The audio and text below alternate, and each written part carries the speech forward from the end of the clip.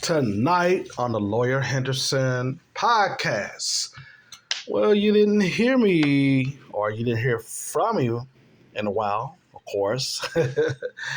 Oh man, your boy is still on a suspension. Screw2 got me in prison on Screw2. Screw2 basically is taking my subscribers away, but hey, we're still going to do what we can on our suspension. But tonight on the Lawyer Henderson podcast show, we're going to be talking about R. Kelly. Basically, he's been railroaded by New York case, and now they're saying that it is expected that he is going to have his case in Chicago drop. Ladies and gentlemen, the Lawyer Henderson podcast show is live.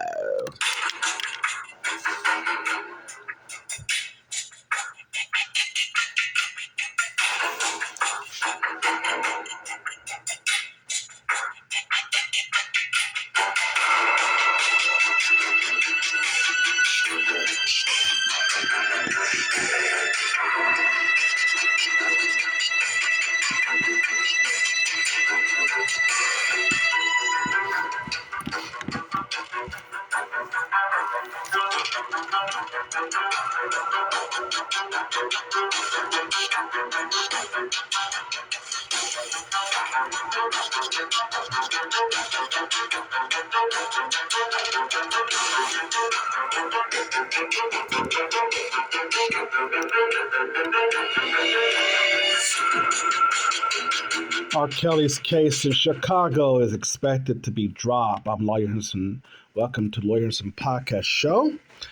It is good to be with you, ladies and gentlemen. I know you have not been hearing from me for a long time or quite some time. I've been doing a lot of things, sort of a new book coming out, and also doing my film debut on Michaela. We've been doing a lot of stuff here, Lawyers and TV, with the connection of my production company, Cinema City Pictures / CCPI Media, which is my distribution outlet. But ladies and gentlemen, today on the Lawyer Henderson podcast show, we're going to be talking about R. Kelly. And I want to probably run this for two different types of segments here today. Don't forget to like, share, subscribe. Screw2, of course, have been taking my members away from me. They have basically not only put me on, they put me on like, I know that a lot of black content creators, I know that we get shallow ban, but they have put me on a damn big time shallow ban. So continue to like, share, and subscribe. There have been questions as far as Screw2 asking people, am I being, liked, or do people really like me and stuff? But I see what Screw2 does. It knows that I get more views than just 13 people.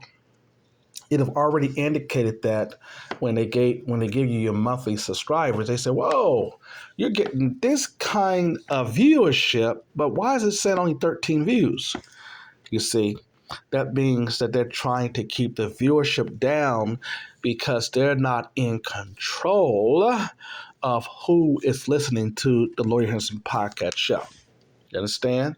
So that's the reason that why they send those monthly emails saying, hey, you're getting, these types of subscribers and you're getting all kinds of views.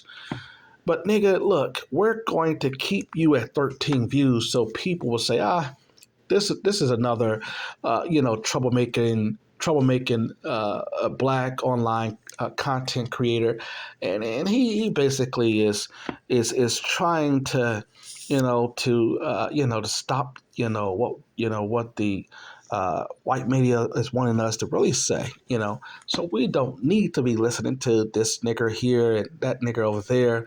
What y'all need to be doing is y'all need to be paying attention to all those black folks who's talking about women and girls and chicks and back and forth arguments and gossip and talking about Pookie and Ray Ray, you see. That's what you all need to be focusing on. and let us white supremacists tell you what the news should be. I'm Lawyers from the Lawyers and Podcast Show. Now, ladies and gentlemen, we're going to be talking about R. Kelly tonight. And if we have to, it may have to go into a part two. Okay. Now, granted that we're going to start off with part one. But before we do that, there was some announcements that we understand that Brittany Grinner has been released from a Russian jail, and in exchange from a Russian arms dealer by the name of Victor Bout. You see, and he is a former Soviet military translator. And he was sentenced in the United States for 25 years to conspire to kill Americans, right? And he has supplied weapons to alleged terrorist organizations and people. And they traded Brittany Grinner for him. You know what I mean? Wow. You see. So this is something that people are saying, whoa, wait a minute. We understand that Brittany should be out of jail. But when you have a Russian terrorist like that you sentence for 25 years, and he gets a pardon for a basketball star, that's going to be still problematic because he could still kill more Americans. And then Brittany Griner, all due respect, we want her to come home. But look at this girl. This woman did not even respect the laws of Russia. They see what you have to understand is that when Joe Biden and Kamala Harris got in office, the black male disrespect got increased. Jim Crow Joe Biden and Kamala Harris, both of them has basically been trying to continue this black girl magic that is not there. And they have to appeal to black women because other races of women are not going to allow their women to be used. They're not going to allow their women to be manipulated as black women, are tricked into working with the system against her own men. Other races don't basically buy into it. They got this picture here of Brittany Griner. Yeah. And look at her. She got tattoos all over her arms and stuff here. And she's, of course, I know she's a lesbian, masculine as all outdoors. This is the reason why black men and some white men have decided that we are not going to go to the army and the military to keep fighting for this type of stuff. Where women could basically just slap us in the face and tell us that we're not nothing and think that we're going to go across the ocean to protect them. And yet we see this masculine energy coming from them.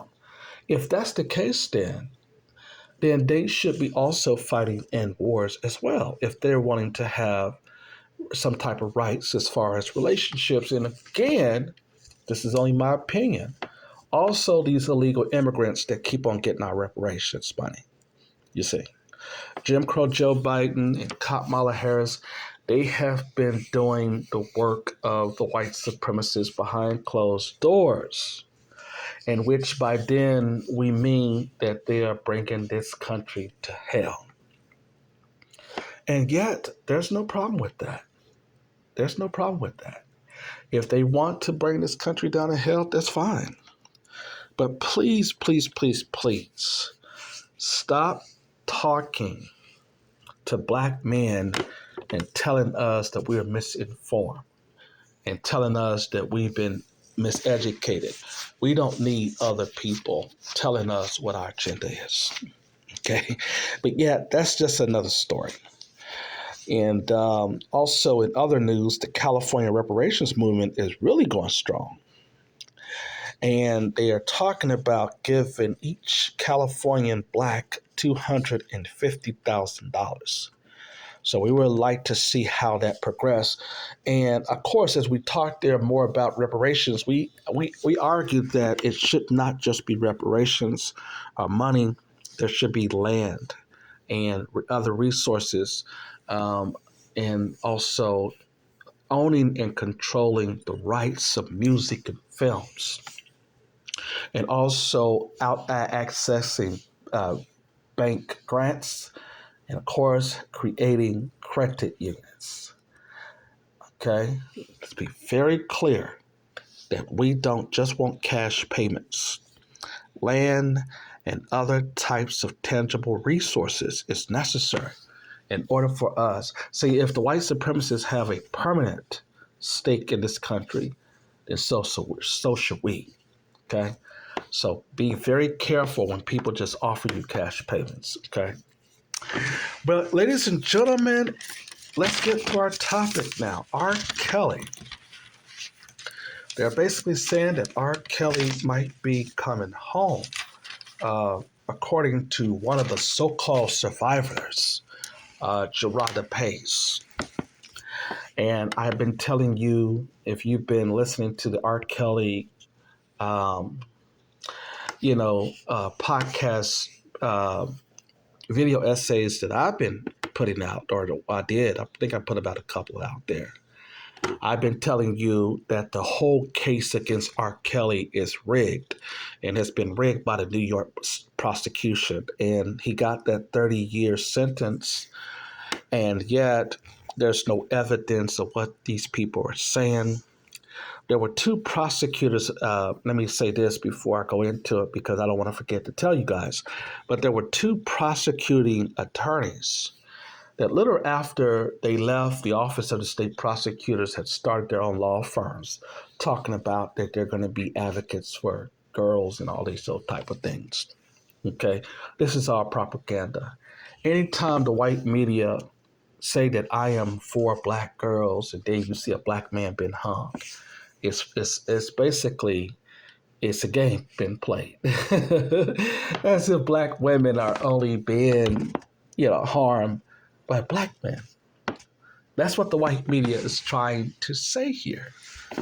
You have the same case there in Chicago that I've been talking to you about. I did a case on a young girl by the name of Kenika Jenkins, who Kim Fox had yet to reopen up her case, who we basically learned have been killed by a foreigner, an Arab man who was working at that hotel as a security guard, you see.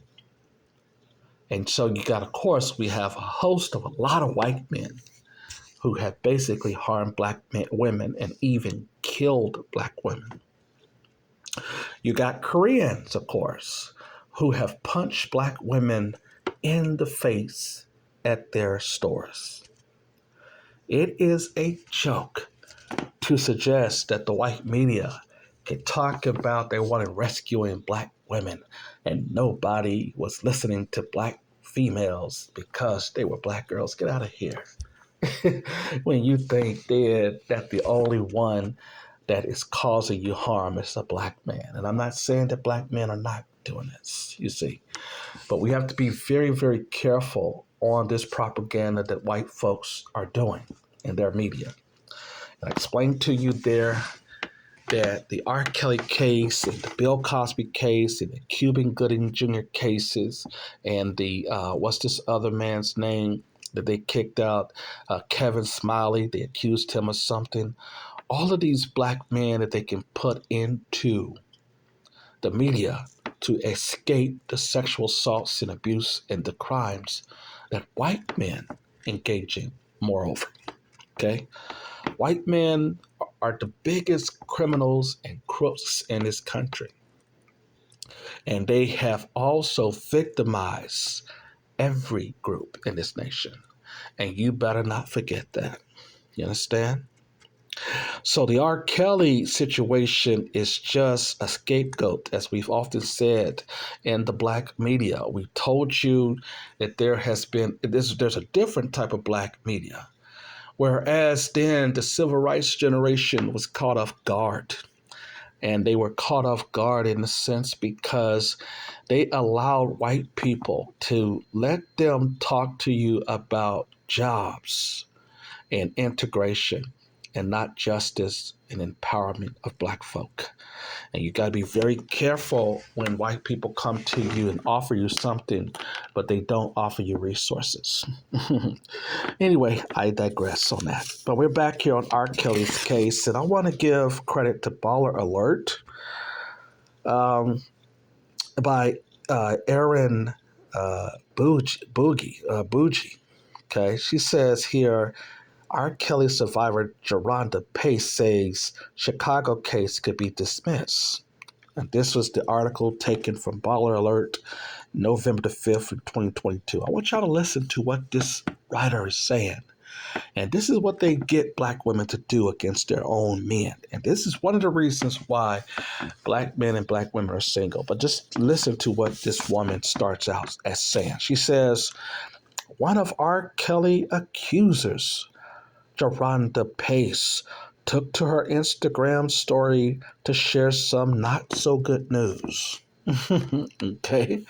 Now, as if you basically listen to that, you see, she's already framing into her story about that this is a guy who's been convicted up on real charges.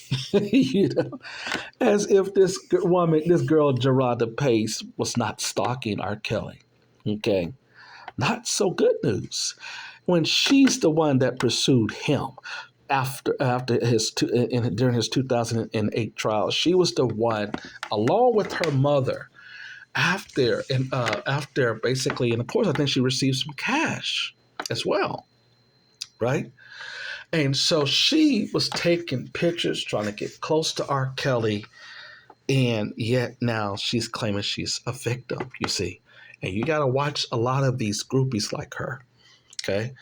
Again, it says that this is not so good news. You see.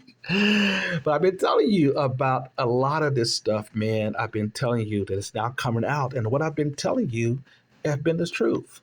And before we go on to the news article, you know, they said in New York, man, they can get convictions because a lot of times, as we saw there in the Breonna Taylor's case, we see that the grand juries have been getting manipulated by the prosecutors. That they have a lot of they have a lot of weight and pull when they do things behind closed doors, these grand jurors. And so you got to understand, especially in federal court. And this is one of the reasons why they can get 99.9% conviction rates, you see, because they basically try to force the jury to say, hey, if he's guilty on one charge, he's guilty on all of them. And that's not how the law works, you see. But anyway, it says that one of R. Kelly's accusers, Geronda Pace, took to her Instagram story, to share some not so good news. On Friday, she posted that the Chicago case against the embattled R&B singer is headed for dismissal. The announcement will come sometime next week from Cook County State Attorney Kim Foxx.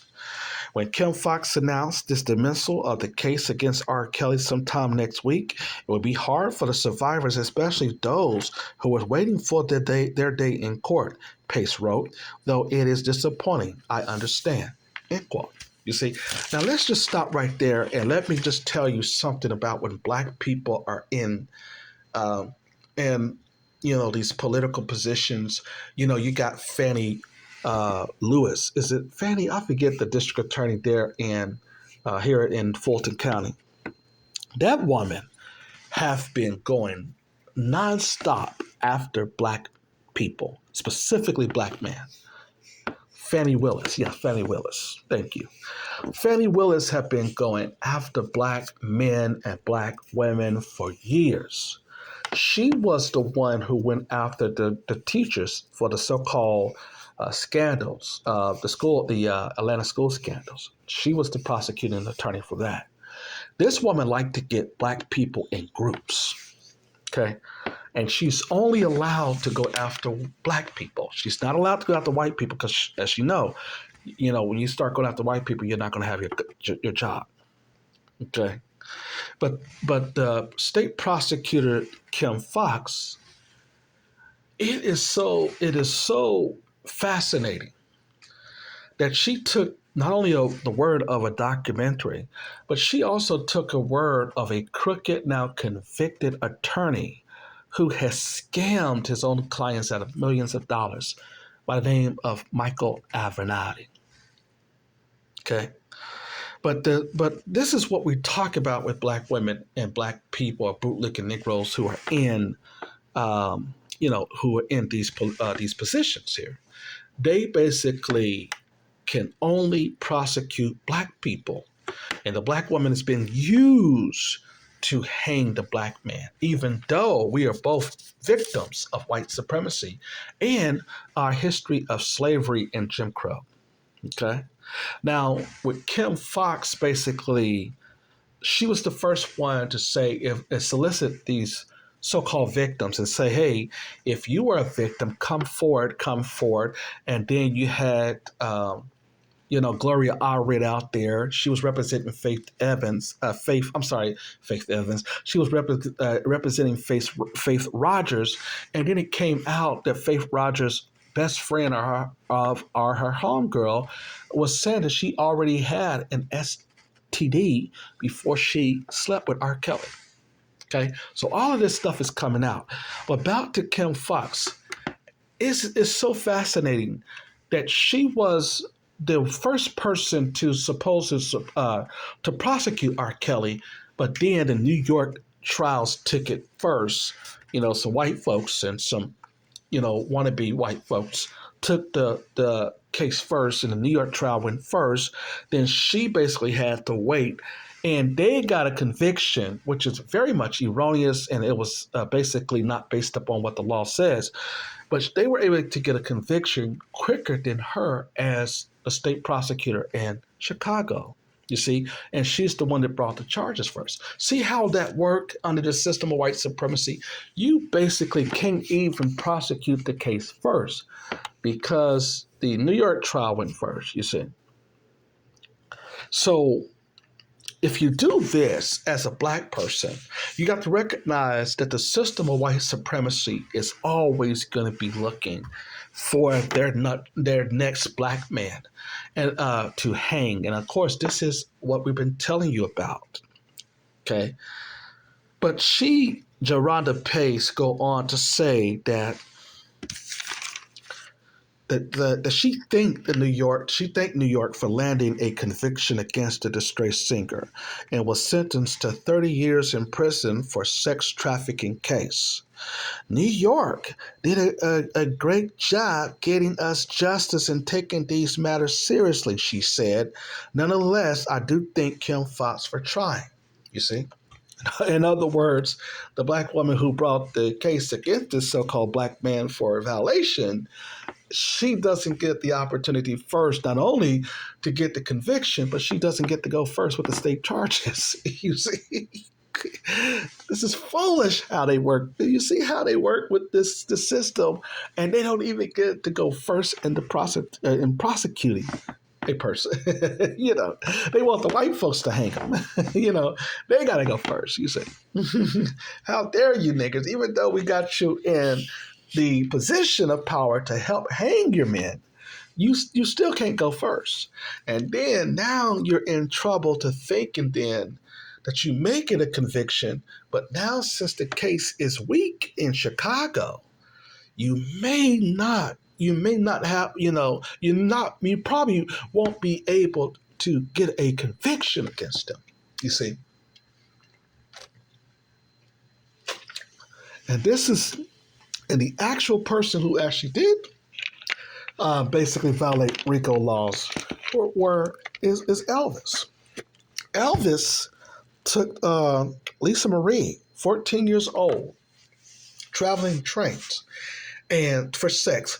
He actually could basically, he had a lot of people who knew about this, and he went and had that girl on the plane, had sex with her, traveled to another state, and he actually broke the law. You see, remember the Mann Act, if you go back and look at it, you see, this was to get black men from stop to of dating white women. You see, in enough sense here. Goes on to say here in the Baller Alert article against R. Kelly that in September, Kelly was convicted of 3 counts of producing child pornography and 3 counts of enticing a minor to engage in sexual activity. His Chicago-based trial sentencing and scheduled for February of 2023, and he faces between 10 to about 20 years in federal prison. However, if the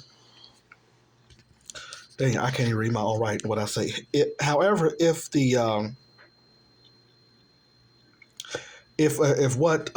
what Pace says is true, the dismissal could come as early as next week. And they've been talking about this since November. But however, Kim Fox had asked the judge for more time. Okay, so she doesn't get an opportunity to get more time. Today is December the 12th, so she got until tomorrow, December the 13th, to decide whether or not she's going to bring the charges.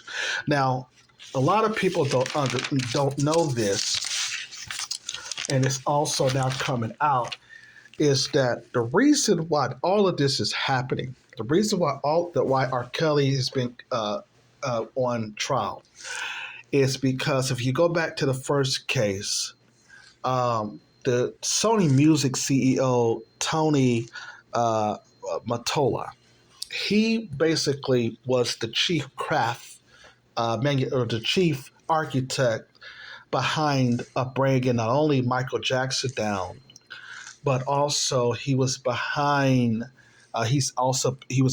bringing R. Kelly down in his first trial. And there, Kanye West slipped up and said that Tommy Mottola has something to do with Michael Jackson's death, and told his doctor to basically inject him with overdose of that medication. Okay. But Michael did want to take over the Beatles catalog. He had a lot of other catalogs. Now remember, and this is why black people are very dangerous when it comes to music, because if we own our own and control our own music and catalogs, we would be billionaires. Like these big old conglomerates like Sony Music and all these other people. Okay, so Sony Music CEO at the time was Tommy Mottola.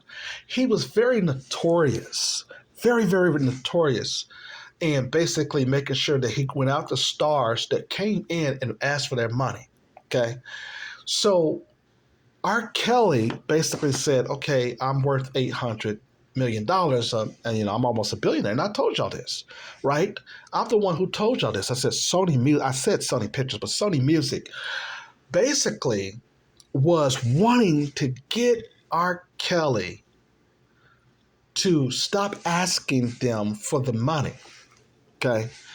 Because when an artist is worth almost $1 billion, like we see Michael Jackson was, and he can control his own music, his own catalog, then he can compete with the actual music, distribution companies and labels, you see, and start his own label.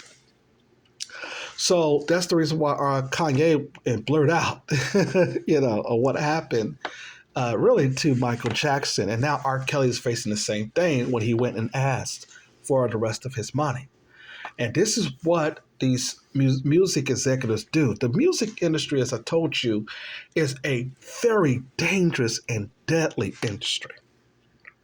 It is very, very, very, very dangerous. And sometimes you'll see in Hollywood where the Hollywood executives say, the movie studios and producers will say, "Hey, we want you to put on a dress, and we want you in this dress, and we want you in that dress."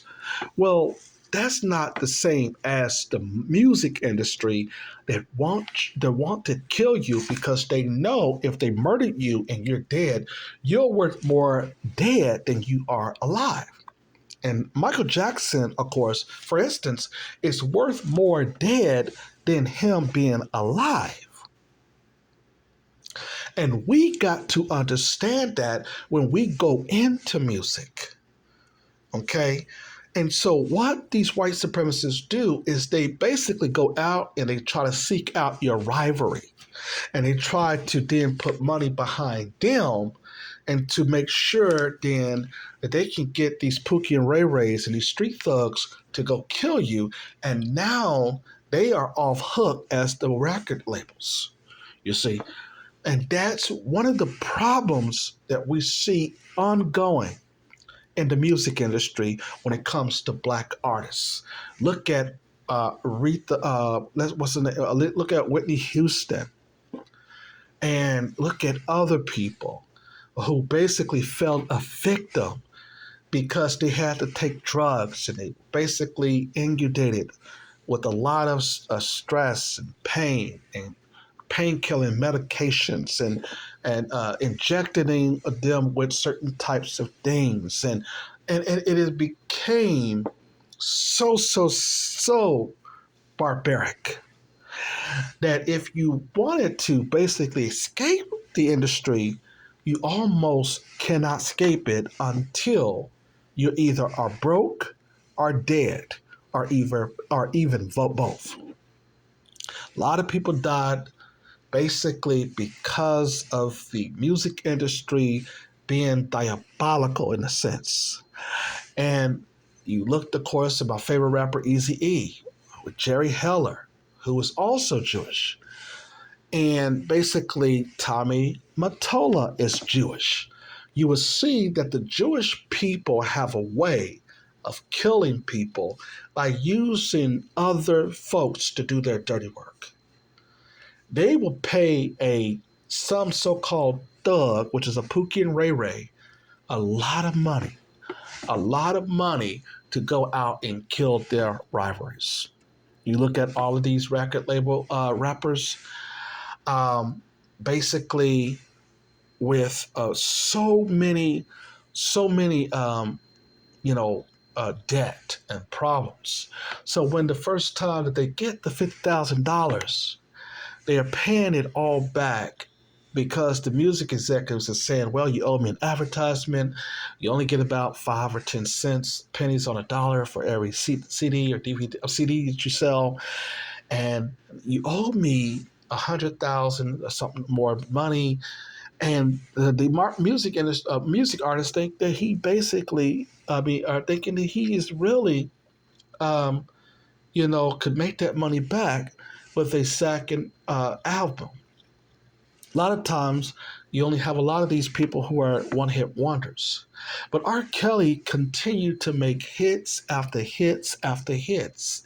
And when he did that, he married Drea Kelly. Okay? He had 3 children by her and was married for 13 years. And Drea was basically so happy with this man. She did not really go out. She was actually supporting R. Kelly in most of her interviews until the Surviving R. Kelly documentary. Okay? And so you had these opportunities like this out here, like Jim Vandernitis, or however we say this man's last name. But him and Michael Avenatti, and there's a white woman who was an attorney, and they had all these people to basically scam him out of money because he couldn't read. And so with $800 million, that's a lot of scam. That's a lot of people, that's a lot of money to scam an artist on. So when R. Kelly went to these shows, of course he's going to meet groupies. Of course, this is what you're going to meet groupies at these shows, man. Come on, okay? So he met Faith Rogers. He met Azrael Carey. He met Kitty Jones. He met Jocelyn Savage. He met these women when he was performing. And as Andrew Wright had pointed out, that yes, some of these women mothers do tell them to take their underwear off, you see.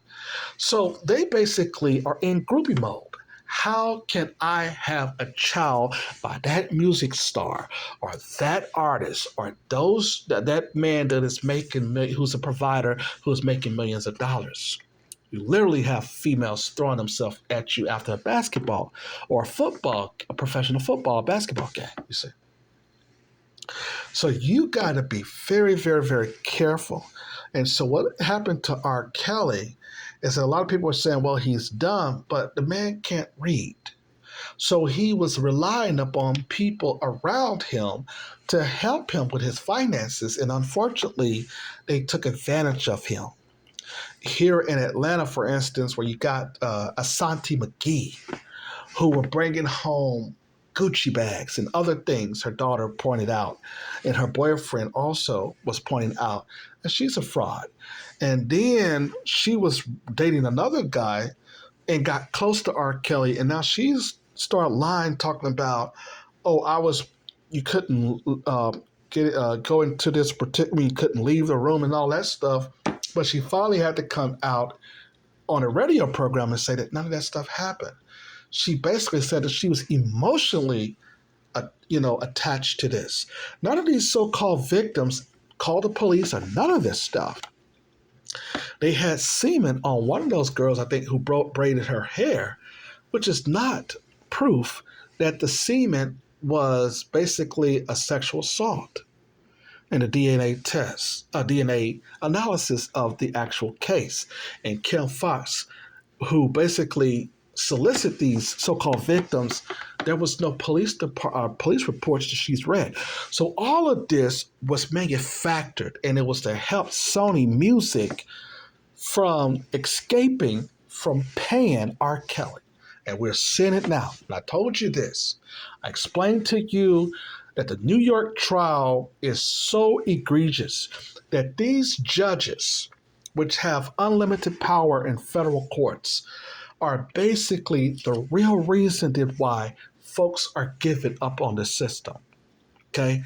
The federal judges protect the police, but most importantly, they are in bed with high profile CEOs of major movie and music studios, not to mention scientists, doctors, and the other elitists. And we talked there about these folks, these private people. This is what the American people are talking about, you see. But we're breaking this out now. But when R. Kelly goes to ask Sony Music for his money, Sony Music don't want to pay him his cheese. Don't want to give him his bag that he basically worked hard for. And so instead of paying out his money, they produced a documentary that they found out that Sony was a part of and helped financed, you see. And then you had Dream Hampton and all of these other black women who got other black women to talk about Me Too and all of this stuff. And now men, specifically black men, start getting arrested, even though that there was a way, way more white men who were out here sexually assaulting women. And the only white man who really went to jail and prison is Harvey Weinstein.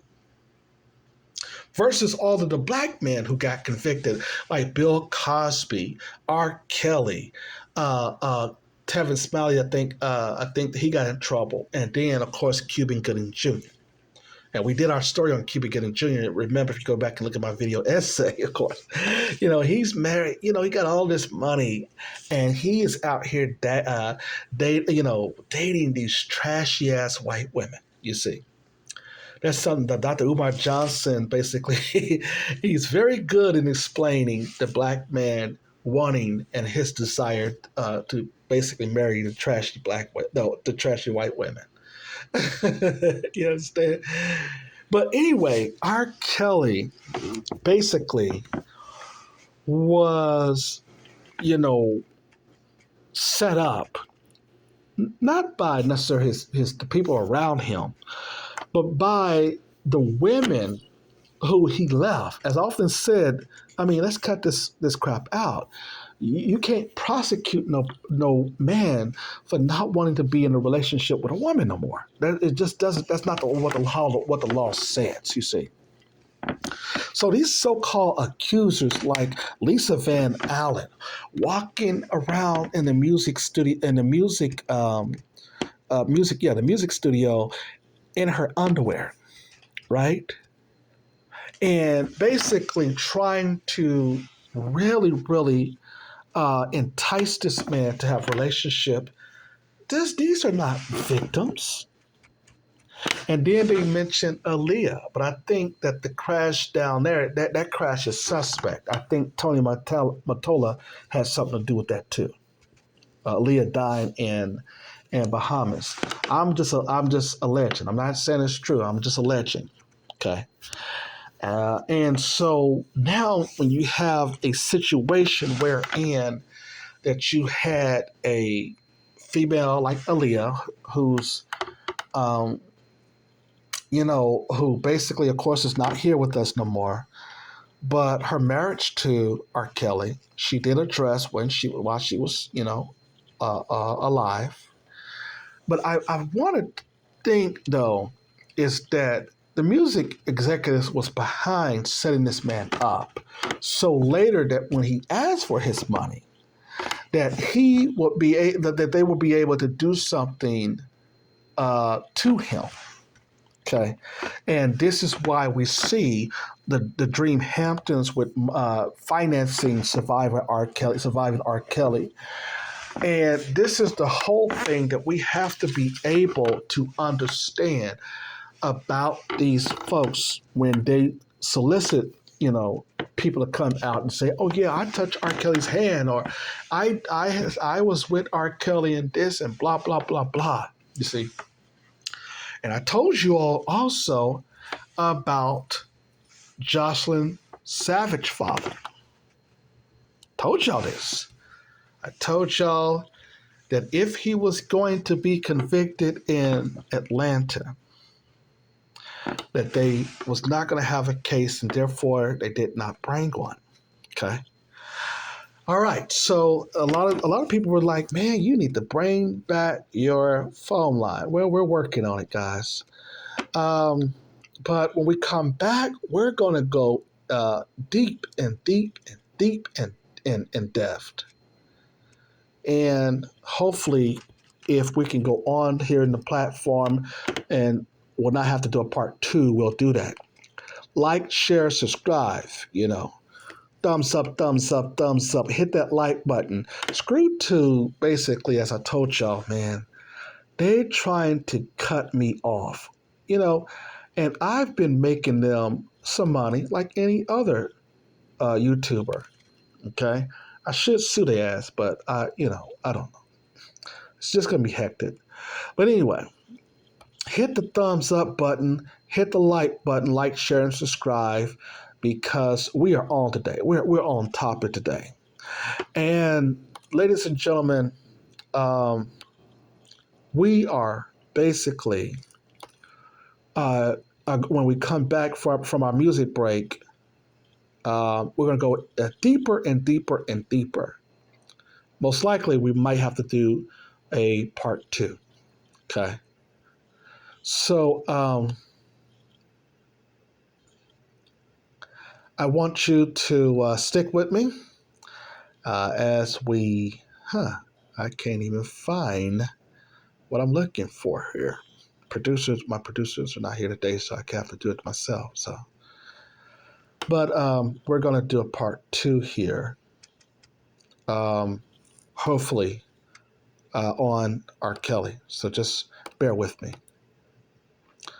And while I'm searching for this clip with the music, don't forget to leave your comments, because it helps the algorithm if you come there. I mean, if you come on there and you leave leave some comments, it helps you. It just helps the algorithm, and it helped not you, but it helped me, of course. And if you want to give a love offering, of course, I've always told you that our cash out here is $ Lawyer Henderson 40. Okay, Lawyer Henderson. I'm sorry, $ Lawyer Henderson 40. Okay, so if you want to do a little love offering, don't hesitate to go ahead and send me a cash out. When we come back, more in depth on the R. Kelly's case.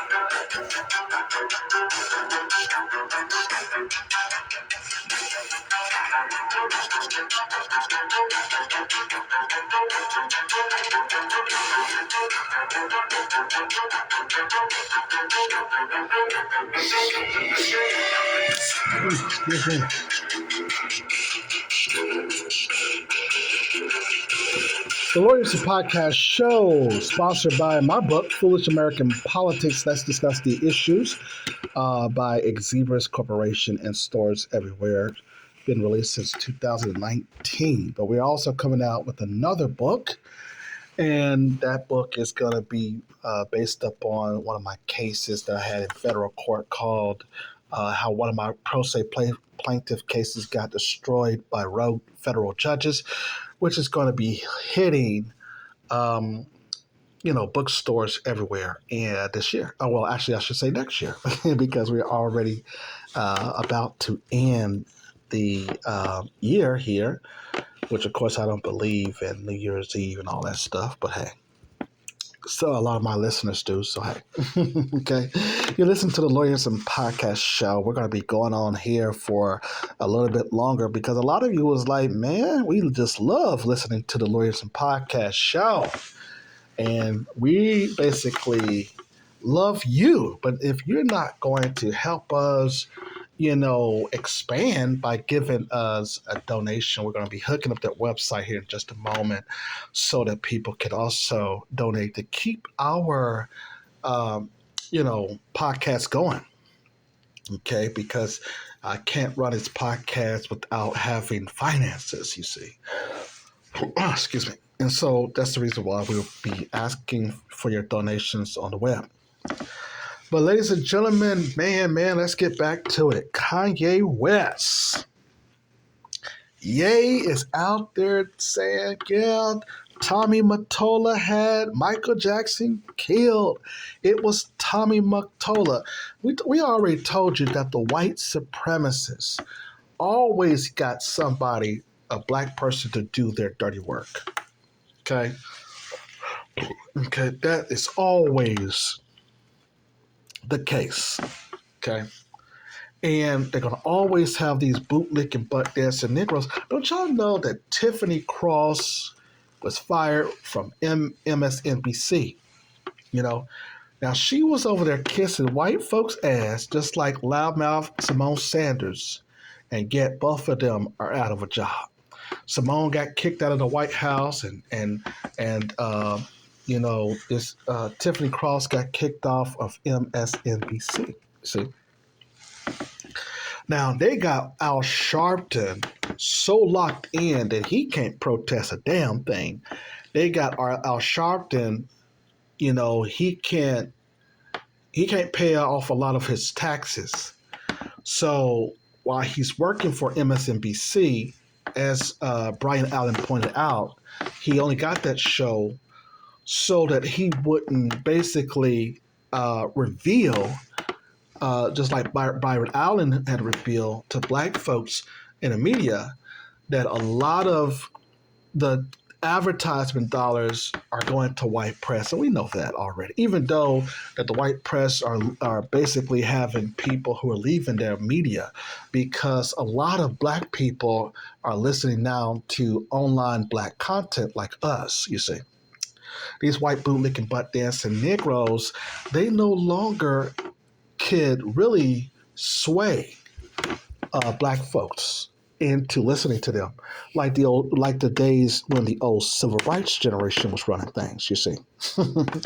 Thumbs up, like, share, and subscribe. You're listening to the Lawyer Henderson Podcast show. Now, back to R. Kelly. Okay? Back to R. Kelly. And if we run out of time, then we're going to put a part 2 up there, but hopefully we continue to go ahead and continue with this, and hit that thumbs up button, hit that like, share, and subscribe, and leave your comments and tell me if you like the show or not. Okay. And leave, and like I said, make sure that your comments, you comment as much as you can, so that we could basically get a feel of what your feedback is. Okay. Do we want to, or do we need, I should say, do we need to bring back the phone system? And is there going to be a lot of people calling us on the phone? Okay. So just listen to what we have to say, and leave your feedback if you want to basically tell me, you're wrong. R. Kelly did do this, or R. Kelly isn't innocent like a lot of people say. Well, says who? Well, the court have convicted him in New York, but his attorney, Mrs. Bonjane, is scheduled to file that appeal. Okay, and so when R. Kelly was represented by Nicole Beck and his attorney Michael, what's his name, Michael Greenberg. There was a lot of people who were in R. Kelly's ear saying that Nicole Becker and Michael Greenberg was trying to keep R. Kelly in jail to help out. And according to Andrew Wyatt, if this is true, I don't know, but they were trying. Michael Greenberg was trying to hold on to his masters and some of his music, you see, because R. Kelly wrote his own music, y'all. And we know that he had also written music for Maxwell, Fortunate, making it fortunate to have you, girl. I'm so glad you're in my world. That song, I think they said R. Kelly wrote that for Maxwell, you see. So R. Kelly is a musical genius.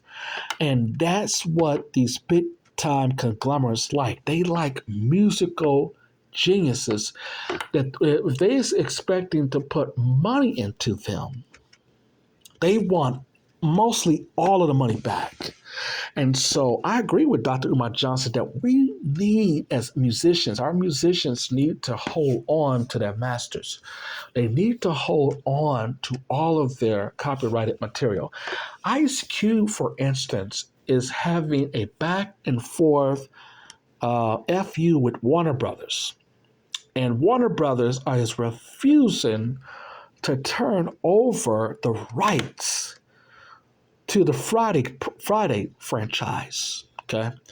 And so with that, okay, yeah, because as you know, that New Year Line released the Friday movies, and Warner Brothers brought out New Line, and came the ownership of Friday, you see.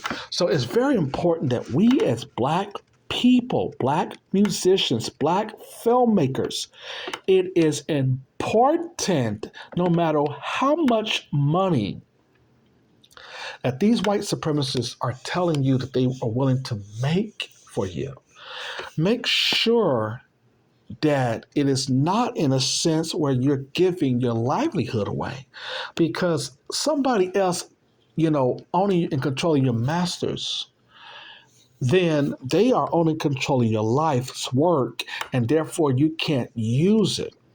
Eazy-E's children right now cannot sample none of his music, for instance, because of his ex-wife. I don't know if she was really married to him, but she is not letting the children do anything with their father's music. And now she's trying to sell the catalog, you see, for pennies on a dollar. So always make sure, as a Black music artist, if you're listening, make sure that you do not sell your masters for pennies on a dollar. Okay. And always retain your rights. See, the difference between the music and the film business is that the publishing industry allow you to keep 100% of your rights to a book.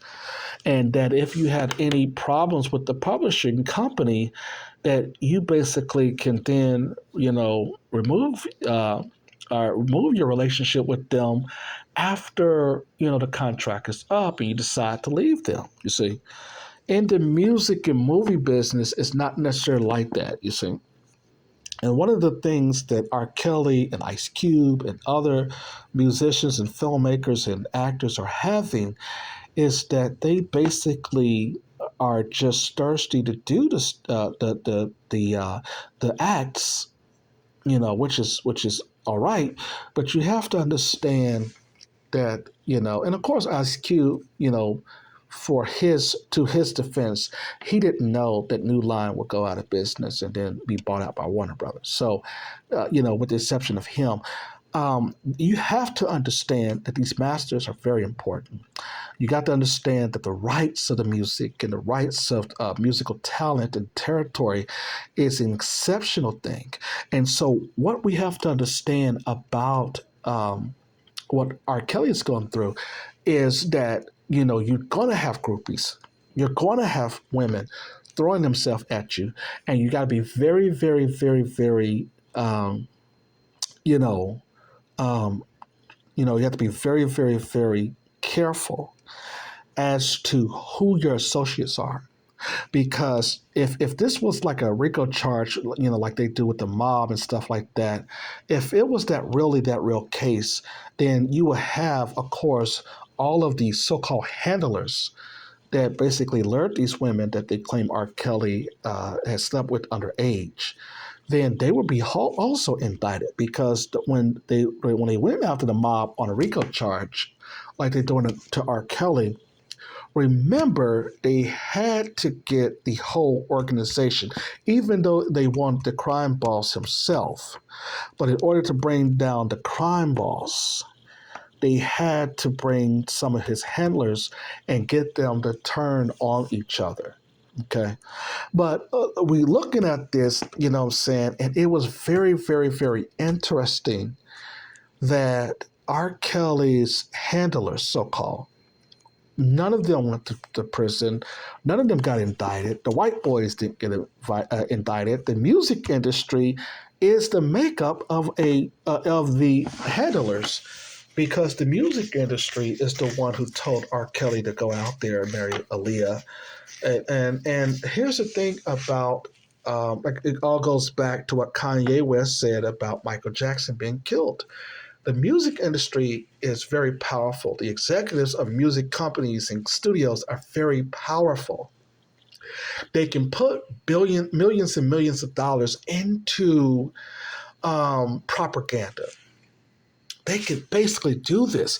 And this is the reason why our music artists, our black music artists, are getting shot and killed. They're basically their catalogs have been robbed of them. And when the artists die, of course, when the artists die, they can only, they'll not only, but they will only give their children and the wife or whatever pennies on the dollars. And then all the time that the money is coming in, the music industry, of course, is getting all of that money. Okay. So that's the reason why you have to be very careful, you see. R. Kelly, of course, also had dealt with a stigma. His older sister, I think, actually has spoken out recently, is the one who they allege had sexually molested him and her brother. I'm sorry, her brother, or R. Kelly's brother, at a very young age. They were said that the mom had left the eldest daughters to basically watch the boys, and then she up there molesting R. Kelly and his brother. So that was basically brought out there. And even when there's a crisis, according to sources, that R. Kelly's mom would take him to McDonald's, and that's where he would grieve and things of that nature. You see, I think that's what Andrew Wyatt said. But be very, very, very careful when you're signing these agreements. And don't always trust your attorney, because the attorney is only there to try to make the deal so that he or she can get paid. The attorneys are basically the ones who are out here, you think that they're on your side, and most likely they are sometimes helping the prosecutors and the judge to keep you in prison. You see, so you got to be very, very careful on your defense counsel. So we talked about this with Michael Avenatti when he stolen money from his client, that porn star, Stormy Daniels.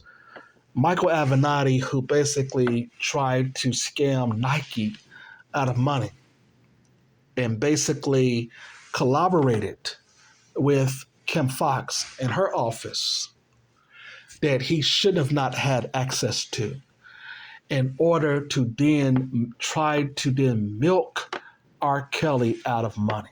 Because this is how scandalous and a scammer some of these white attorneys are.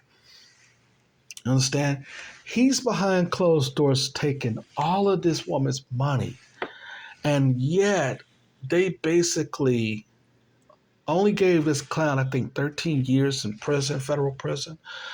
But this man is the biggest crook, and he has the nerves to come out and say something about R. Kelly. You see? And this is the reason then why I kept telling you. Remember, I told you all that when it came to Jocelyn Savage, remember when this story first broke, I was telling people back then not only about Asante McGee coming to my casting call because she wanted to be an artist, an actress, but also I told you that I actually sat down with Jocelyn Savage's father, Tim Savage, and I asked him, I said, man, is what you're saying about R. Kelly and your daughter is true? Did he do this? Did he take your daughter? Okay. And of course, I was listening to the white media, and the white media, they will frame it as a way into which you would believe it. And that's what a lot of people do. And that's what black men have caught on to, because we have always been prosecuted in the media. So we basically was memorized and say, damn, he did all of this, right? And I sat there and I asked Tim Savage, I said, Tim, I said, are you telling the truth about what R. Kelly is doing to your daughter? And sure enough, he said yes. And then he was working at this, I'm not going to say the company he was working for, but he was pulling out these statements, these W-2 forms, right?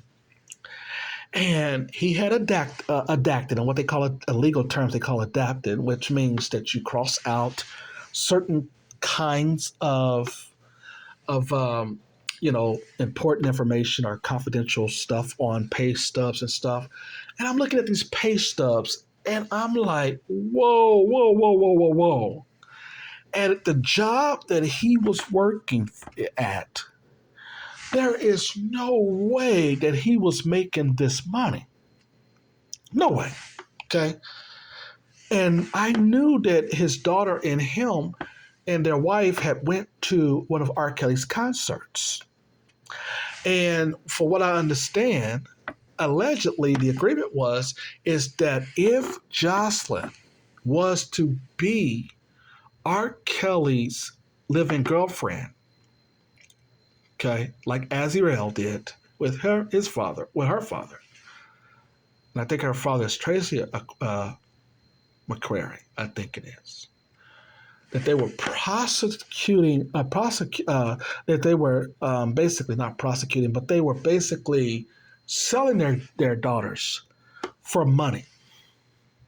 And the real interview that Azriel Carey said with her interview with Gayle King, the first one was true, because the father is extorting R. Kelly out of money. And this was the same thing with Tim Savage. So when I looked at these W-2 forms, I said, there's no way that this man is working at this job with these types of W-2 forms that suggest that he's making $5,000 at the job that he was working at. I said, no way. So I said that this is the W-2 forms that R. Kelly was giving him based upon having to say this is the amount of money that we're going to pay you for me keeping your daughter and she's being my living girlfriend. So when R. Kelly and Azriel met, you see, they met at the Trump Towers and was basically staying at the Trump Towers because at that time the surviving documentary was talking about this girl Dominique that they said that had changed into trying to be a man or she was a lesbian, all that stuff. And of course, the white media was already done with the lies of Lisa Van Allen at that time. Because remember, Lisa Van Allen had testified at the first trial back in 2008, you see. So what we looked and we learned is that the pay stubs were actually coming from R. Kelly's camp, and that R. Kelly was paying for Jocelyn and Azriel to be his living girlfriends at his apartment in Trump Towers. Okay? Now, just keep in mind there, you had Sony trying to get back at him. So you had the surviving R. Kelly, right? You had the parents of these girls manipulating him and extorting him out of money. Okay? So when he settled the first case, which I would have never done, is that basically put him over the line now to be extorted by these people who were trying to get money. And he was worth this man was supposed to be worth $800 million. So everybody know that this was for the money. Okay? So when so those W-2 forms was showing that Tim Savage was getting money from R. Kelly's camp. So as long as his daughter could stay with him. But when R. Kelly says, well, no, you cut your families off and you all just can be my two living girlfriends, the parents got mad and got upset. Okay? And now with the parents upset, they were basically mad because they would get money brought in, and just like all of these other so-called survivors, they basically could not go out there and get that big house, that big home, or afford all the Gucci style bags that they were getting and all the luxury stuff that they were getting, knowing that this man had now just cut them off. Okay? And at that time, remember TMZ seeing Kels and seeing Jocelyn coming from the mall, and you seen Dominique escape. You seen other women going where they want to be. And you're talking about that these women were being held against their will, and then had cell phones that they were texting back and forth, and none of them called the police. You know what I mean? So this was a bunch of fraud. She had stop syndrome and all this old stupid shh. Man, don't make me cuss around here. Thumbs up, like, share, and subscribe to the Lawyers and Podcast Show. Like, share, and subscribe. You see.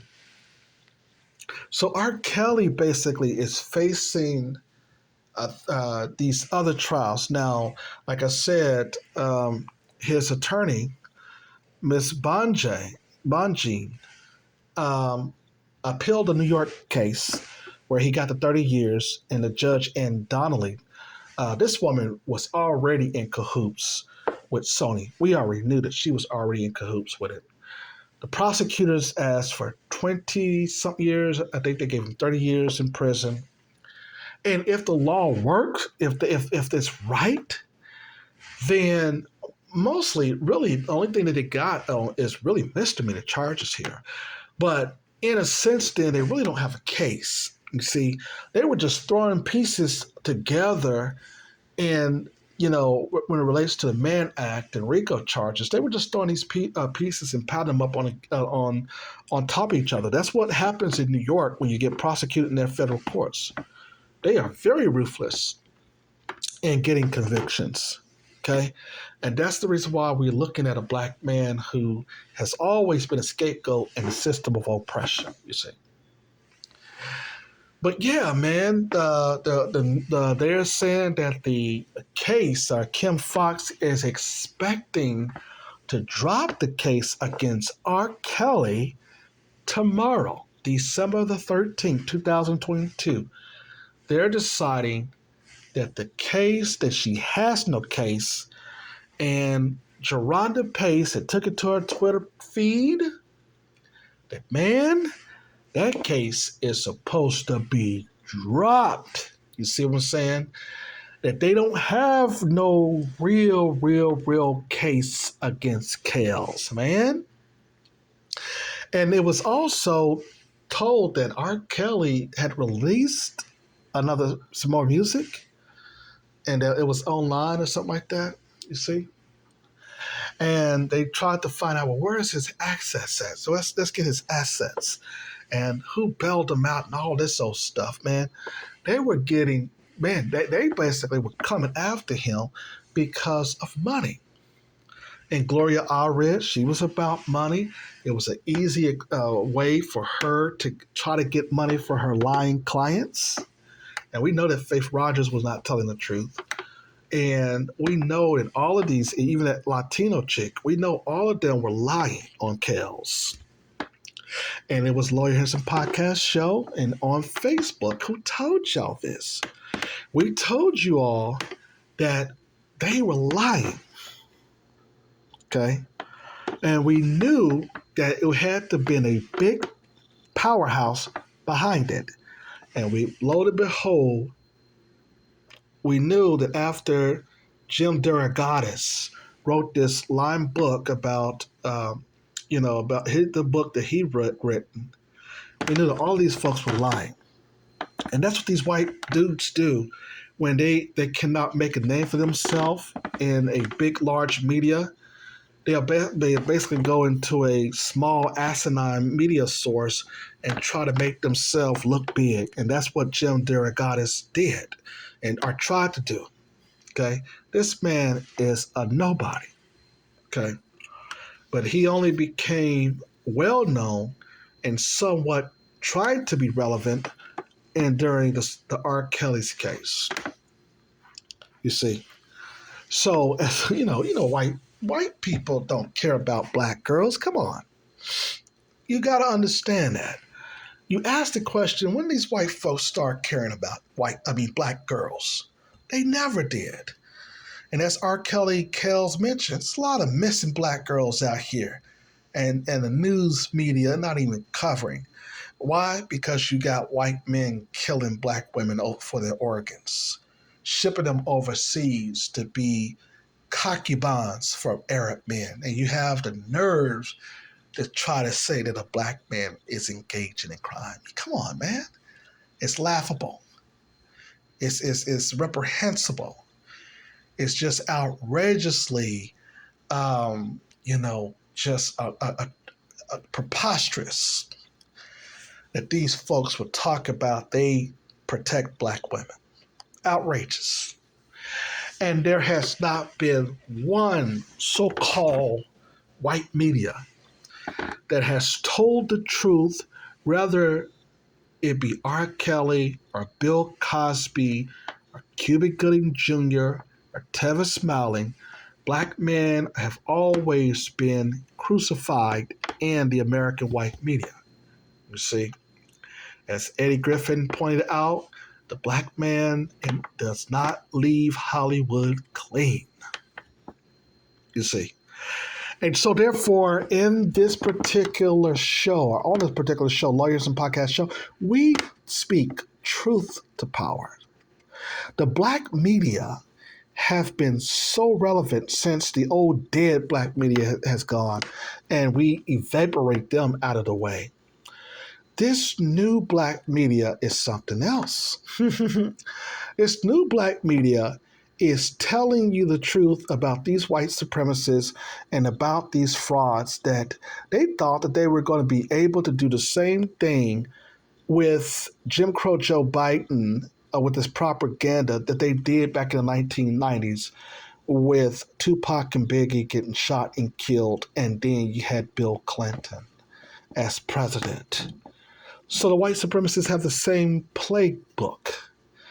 And the younger generation, the black younger generation, is now calling this crap out. You see, we basically got caught off guard, and that's only because the old civil rights generation was running things at that point. You understand, like I said earlier. But now we have a black media that is so informative. These black people are very intelligent. They know how to dissect information. They know how to look at the propaganda. And at some point, they are spreading their message to other black folks. And therefore, the white media and ScrewTube cannot stand it. They are so upset with the new voices of black media. They even had Roly-Poly Martin out here trying to get people back on the plantation white supremacist media, and it's not working. They tried to get people like Tiffany Cross, who they just recently fired, tried to get her to do something. She's fired because she's not doing nothing. She's not basically effective to get black people to listen to the bought and paid for white supremacist media, you see? They tried to get crying Van Jones. He's over here apologizing to the Jewish community, talking about, black people are anti-Semitic and all that stuff. They're lying. And they cannot basically influence us like they did in the 1960s, 70s, 80s, and the 90s.